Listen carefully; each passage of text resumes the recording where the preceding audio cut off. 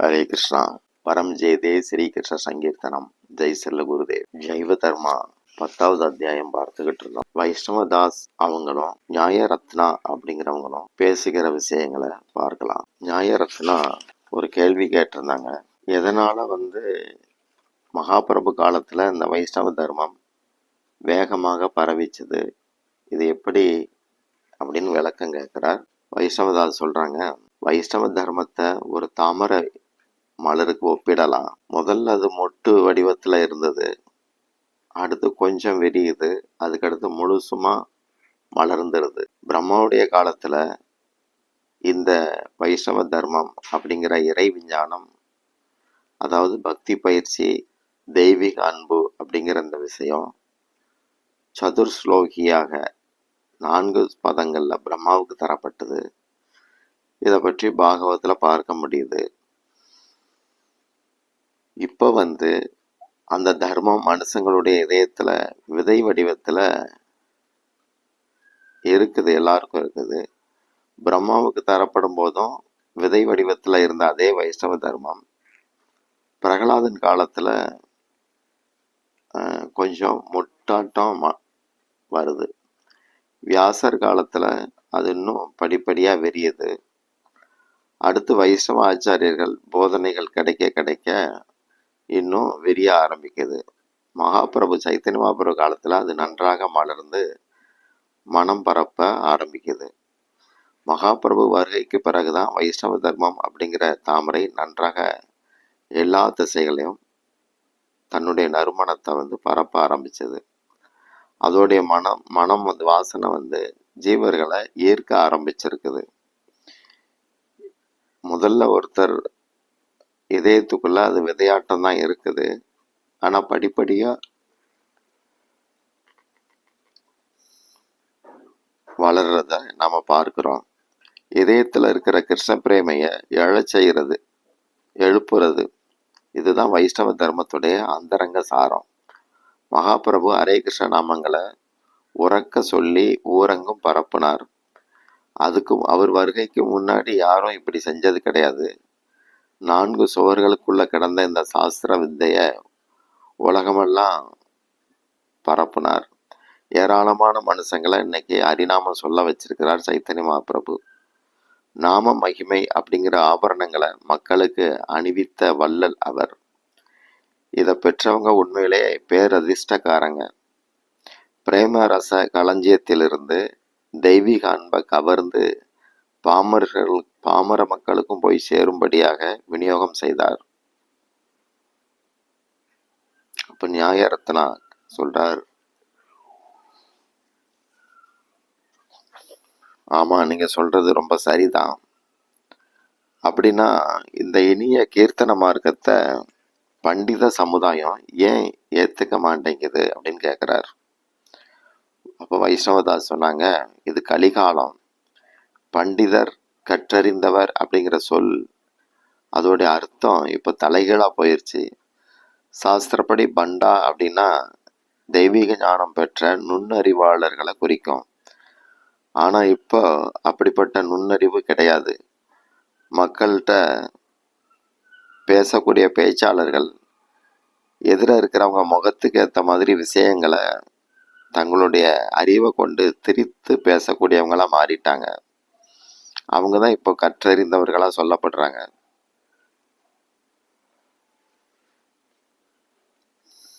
உண்மையிலே அவங்க பரம உண்மையை நெருங்க முடியாதவங்க.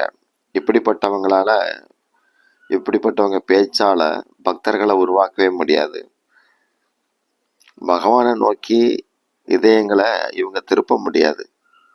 ஊரை ஏமாத்துற இவங்க சாஸ்திரங்களின் நோக்கம் என்ன, பரம்பொருளோட ஜீவனுடைய உறவு என்ன, ஜீவனுடைய குறிக்கோள் என்ன, அந்த குறிக்கோளை அடையிற முயற்சியில இதெல்லாம் தடைகள், இதை பற்றிலாம் இவங்களுக்கு பேச தெரியாது. இந்த உண்மைகளை புரிஞ்சுக்கிட்டவங்க மட்டும்தான் ஹரிநாமம், கீர்த்தனம், அதோடைய பிரேமை இதுகளை உணர முடியும். இயல்புப்படி சில பேருக்கு திறமைகள் இருக்கலாம். ஆனாலும் நியமிக்கப்பட்ட ஆன்மீக குரு மூலமாக முறையான சாதனைகள் மூலம் வளர்ந்தால் மட்டும்தான் தனக்கும் பிரத்தியாருக்கும் சமுதாயத்துக்கும் நாட்டுக்கும் மங்களம் கிடைக்கும். இப்போ நியாயரத்னா சொல்றார், தகுதியுள்ள பண்டிதர்கள் இல்லைன்னு சொன்னீங்க, அது உண்மைதான். ஆனா தரமான சத்துவ குணத்திலே நியமங்களை கடைப்பிடிக்கக்கூடிய பிராமண பண்டிதர்கள் நிறைய இருக்கிறாங்க. அவங்க வாழ்க்கையில பார்த்தா உயரிய நடத்தையோட இருக்காங்க. ஆனாலும் வைஷ்ணவ தர்மத்தை அவங்க கடைப்பிடிக்க விரும்பல, ஆதரிக்கல. இதுக்கு காரணம் என்ன? இதை ஒளிவு மறைவு இல்லாம சொல்லுங்க, என்ன ஆனாலும் பரவாயில்ல. வைஷ்ணவதாஸ் சொன்னாங்க, நீங்க கேட்கறதுனால சொல்றேன்.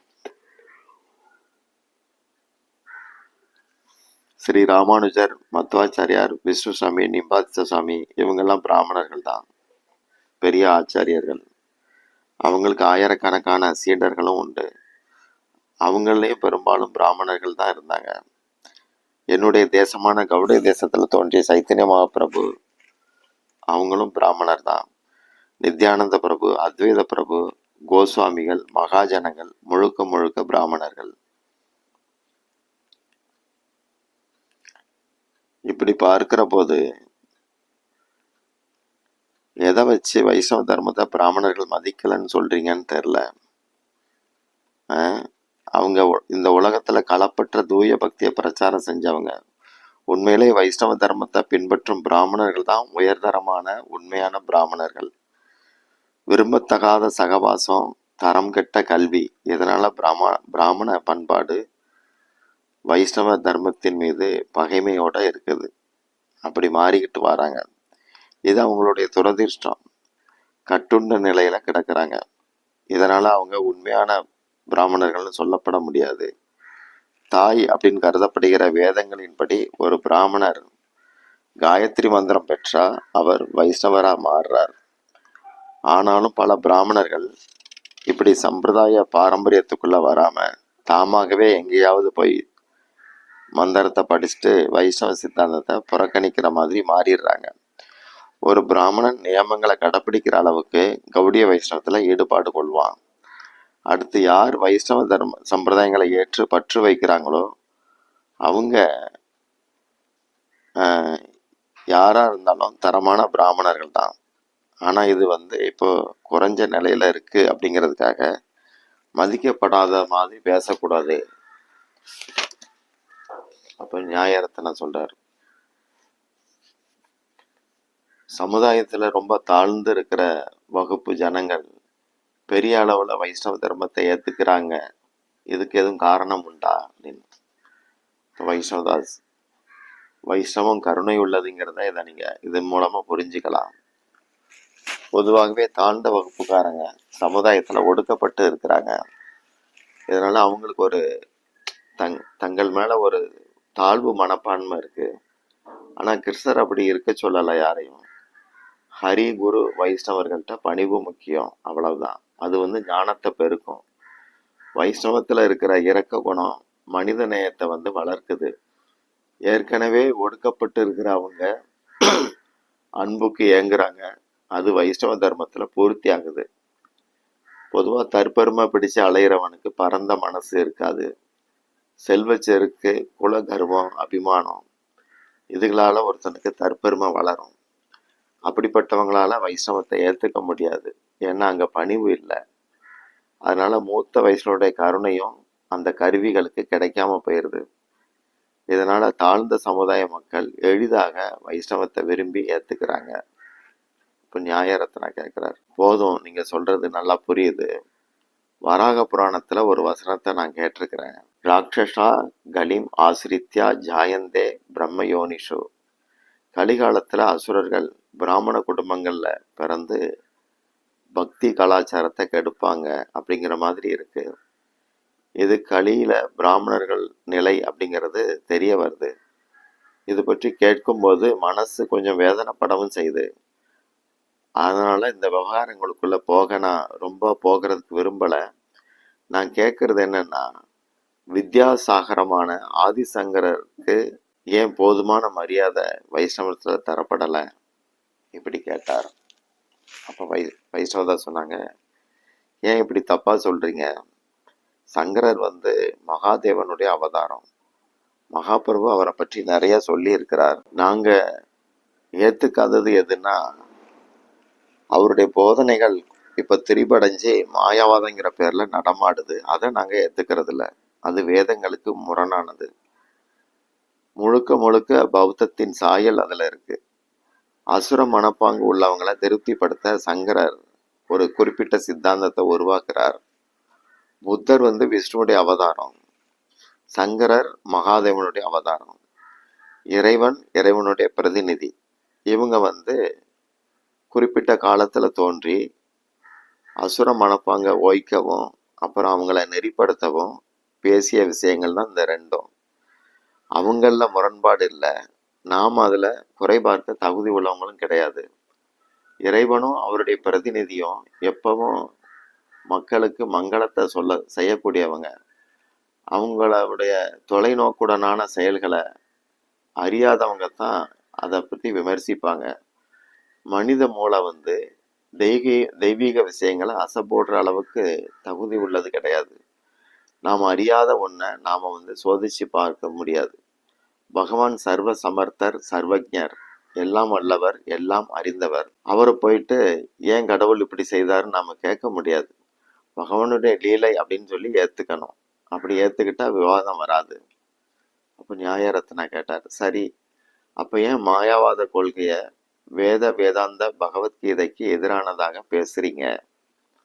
இப்போ வைஷ்ணவதாஸ் சொன்னாங்க, வேதம் வேதாந்தம் பகவத்கீதை ஆழ்ந்து ஆராய்ந்து உணரப்பட வேண்டிய இலக்கியங்கள். அதுல மாயாவாதம் எங்க ஆதரிக்கப்படுதுன்னு நீங்க காட்டுங்க பார்க்கலாம். அதுக்கப்புறம் நான் விளக்கம் தர்றேன். என்னால நிரூபிச்சு பேச முடியும். வேதங்கள்ல அதாவது சில சாகைகள்ல மாயாவாதம் மாதிரியான கருத்துக்கள் வரும். ஏன் எப்படி அப்படின்னு உள்கருத்தோட அதை நோக்கி பார்த்தா மட்டும்தான் உண்மை புலப்படும்.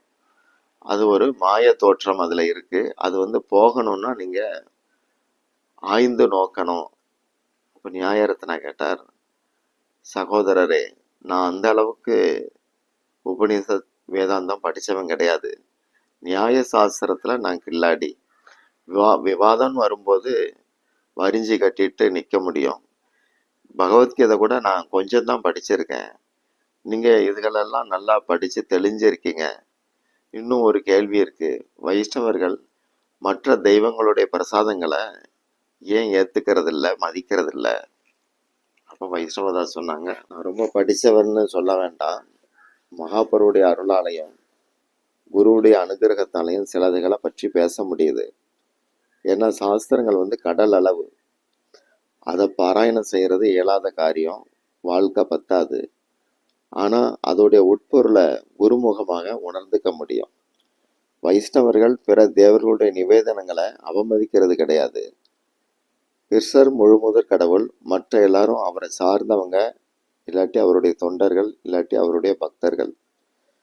பொதுவா பக்தர்களை மதிக்கிறது, அவங்களுடைய பாத தூசிகளை ஏத்துக்கிறது, அவங்களுடைய பிரசாதத்தை வாங்கி சாப்பிடுறது. இது மூலமா ஒருத்தருக்கு பக்தி முழுமை அடையும். தூய பக்தர்களுடைய கமல பாதங்கள் பட்ட அபிஷேக தீர்த்தம், அதாவது சரணாமிர்த தீர்த்தம் தேனை விட இனிமையானது. அதனால பக்த பிரசாதம் 1, 2 பாதத்தோழி, 3 சரணாமிர்தம். இந்த 3மே ரொம்ப ரொம்ப பரிசுத்தமானது. ஜட இருப்பு அப்படிங்கிற நோயை போக்கக்கூடிய வலிமை மிக்க மருந்துகள் இந்த 3. ஆனா மாயாவாதிகள் விஷயத்துல இதுகள் பொருந்தாது. அவங்களால படைக்கப்பட்ட படையல் எதையும் இறைவன் ஏத்துப்பார்னு நம்ப முடியாது. பகவான் அவர்களுடைய வழங்கல்களை ஒருபோதும் ஏத்துக்க மாட்டார். அவங்க அன்பில்லாத கலங்க இதயம் கொண்டவங்க. இதுக்கு போதுமான ஆதாரங்கள் இருக்கு. நீங்க விரும்பினா நான் மேற்கோள் காட்டலாம். கடவுளை உணர்ந்து வணங்கும் ஒரு சுத்த பக்தன், வைஷ்ணவன், பயபக்தியோட இறைவனுக்கு படைக்கிற எதையும் பார்த்து பகவான் ஆனந்தம் அடைகிறார். பகவானுடைய தொண்டர்களான தேவதைகளும் ஆனந்தப்படுது, மகிழ்ச்சியோட நடனம் ஆடுது. அந்த பிரசாதத்தை ஏத்துக்கிற வைஷ்ணவர்களும் அதே மகிழ்ச்சி பேரானந்தத்தை அடைவாங்க. சாஸ்திர அறிவுரைகள் ஆற்றல் மிக்கது. யோக சாஸ்திரங்கள்ல கூட யோக வாழ்க்கைய பயிற்சிக்கிறவன் தேவதைகளுடைய பிரசாதங்களை ஏத்துக்க கூடாதுன்னு ஒரு அறிவுறுத்தல் இருக்கு. இது தேவர்களை அவமதிக்கிற விஷயம் கிடையாது.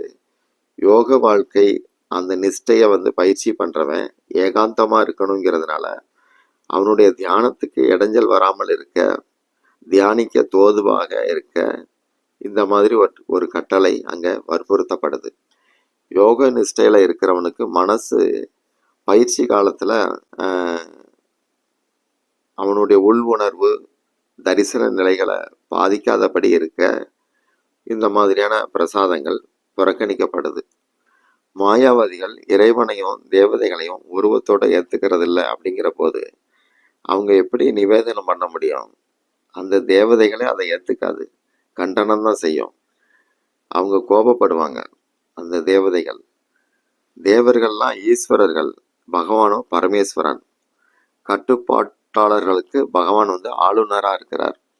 அதனால தேவர்களை முறையா வணங்க தெரியாதவங்களால படைக்கப்பட்ட உணவு உண்ண தகுந்ததல்ல அப்படின்னு சொல்லப்படுது. அது பக்தி தேவிக்கு அபராதம். தூய மனசோட ஒரு வைஷ்ணவர் வழங்குற பிரசாதத்தை ஏற்றுக்கும் போது பகவானும் தேவர்களும் பக்தர்களும் மகிழ்ச்சி அடைகிறாங்க.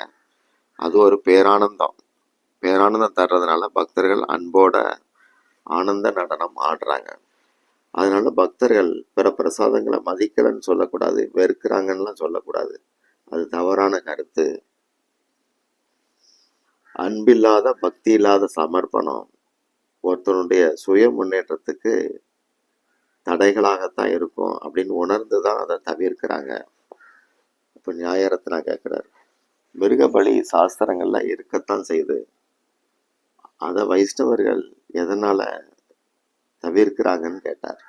அப்போ வைஷ்ணவதாஸ், அதை சாஸ்திர விதின்லாம் சொல்லாதீங்க, எந்த ஜீவனையும் இம்சிக்க கூடாது அப்படின்னு தான் சாஸ்திரம் சொல்லுது. மாஹிம்ஷாத் சர்வாணி பூதானி, எந்த ஜீவனையும் துன்புறுத்தக்கூடாது.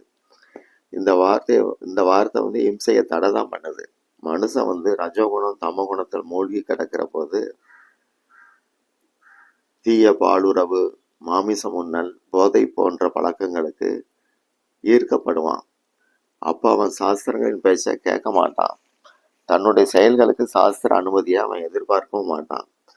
அந்த சமயத்தில் அவன் செய்கிற இந்த தவறான காரியங்களை நெறிப்படுத்த, கட்டுப்படுத்த சாஸ்திரம் விரும்புது. சத்துவ குணத்தில் இந்த மாதிரியான தீய காரியங்கள் நடக்காது.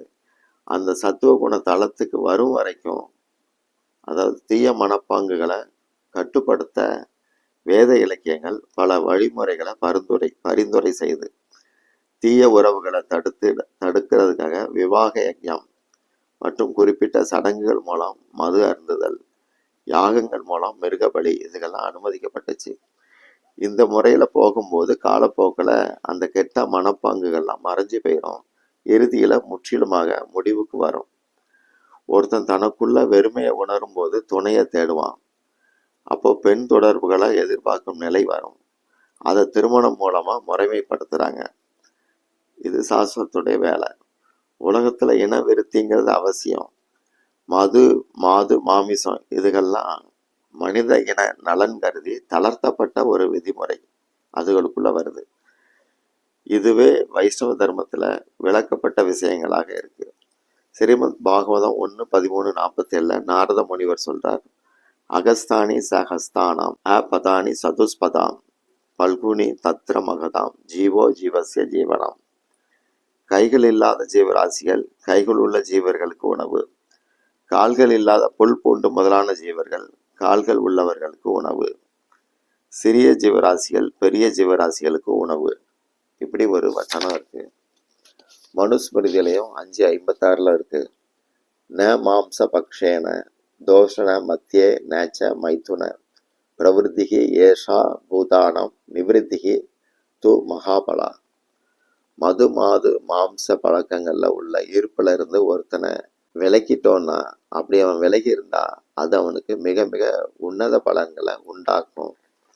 இப்படி மனுஸ்மிருதியிலையும் சொல்லப்பட்டிருக்கு. அப்போ நியாயரத்னா கேட்டாங்க, சரி அப்புறம் பெரியவங்க மூதாதையர்கள் இந்த சிராத்தம் இந்த மாதிரி சடங்குகள்லாம் இருக்க, இதையெல்லாம் வைஷ்ணவத்தில் அவ்வளவு முக்கியத்துவம் தரல, ஏன் அது மறுக்கிற மாதிரி கொண்டு போறாங்க அப்படி கேட்டார்.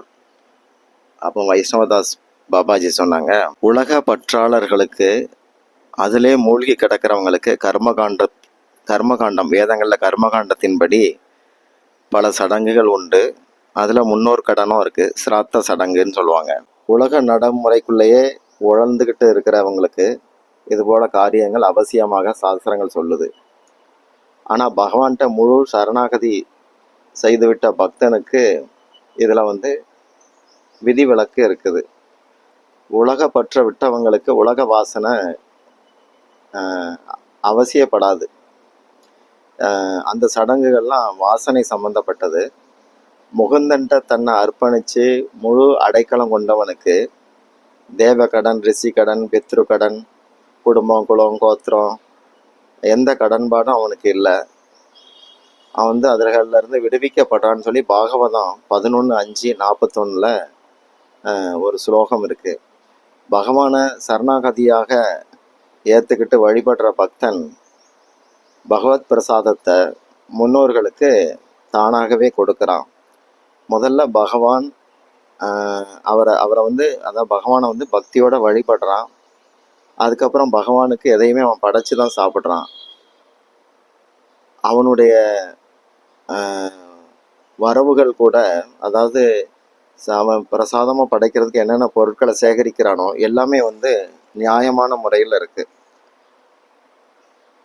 அப்படி அவன் அதை பகவானுக்கு படைச்சிட்டு அதை அந்த மாதிரி முன்னோர்களுக்கு கொடுத்து அப்படியும் பூஜிக்கிறவங்க இருக்கிறாங்க. ஒரு சாதுவுடைய லட்சணம், வைஷ்ணவ சாதுவுடைய லட்சணம் எதையுமே பகவானுக்கு கொடுத்து தான் உண்ணணும் அப்படிங்கிறது. அவரை வணங்கணும், அவருக்கு படைக்கணும், அதைத்தான் நாம் ஏற்றுக்கணும். இதெல்லாம் வைஷ்ணவத்தில் கடைப்பிடிக்கிறாங்க. அதனால் மற்ற சடங்குகள்லாம் இதுகளுக்கு தானாகவே உட்பட்டுருது அப்படிங்கிறார். இப்போ நியாயரத்னா கேட்டார், இதுக்குண்டான தகுதி எந்த ஸ்டேஜில், எந்த நிலையில் ஒருத்தருக்கு கிடைக்குது? இப்போ வைஷ்ணவதாஸ் சொன்னாங்க, ஹரிகதா, ஹரிநாமா இதுகளில் நம்பிக்கையை வளர்க்கிற அளவுக்கு தகுதிகளும் படிப்படியாக உண்டாகும். பாகவதம் 11:20-9 இது உறுதிப்படுத்தப்படுது. தாவத் கர்மாணி குர்வித ந நிர்வித்யேத யாவதா மத்கதா சிரவணா தவ் வா ஸ்ரத்தையாவன் ந ஜாயதே. செயல்களுடைய பலன்களில் பற்றுள்ள வரைக்கும் என்னுடைய கதைகளில், என்னுடைய நாமங்களில் ஒருத்தனுக்கு நாட்டம் உண்டாகாது. அப்போ என்கிட்ட நாட்டம் வர்ற வரைக்கும் ஒருத்தர் கர்ம பாதைகளை நியமங்களோட பின்பற்றி தான் ஆகணும். இப்படி அந்த ஸ்லோகத்தில் இருக்குது. அப்போ நியாயரத்னா சொன்னார், உங்களுடைய விளக்கங்கள்லாம் எனக்கு ரொம்ப திருப்தியாக இருக்குது. என்னுடைய பல கேள்விகளுக்கு ஆழமான பதில்கள் கிடைச்சிருக்குது. இப்போ நான் வைஷ்ணவ தர்மத்தின் மேலே மதிப்போடு நடப்பேன். என்னுடைய சகோதரா ஹரிகரா, இனிமே நான் விவாதங்களில் ஈடுபட மாட்டேன்.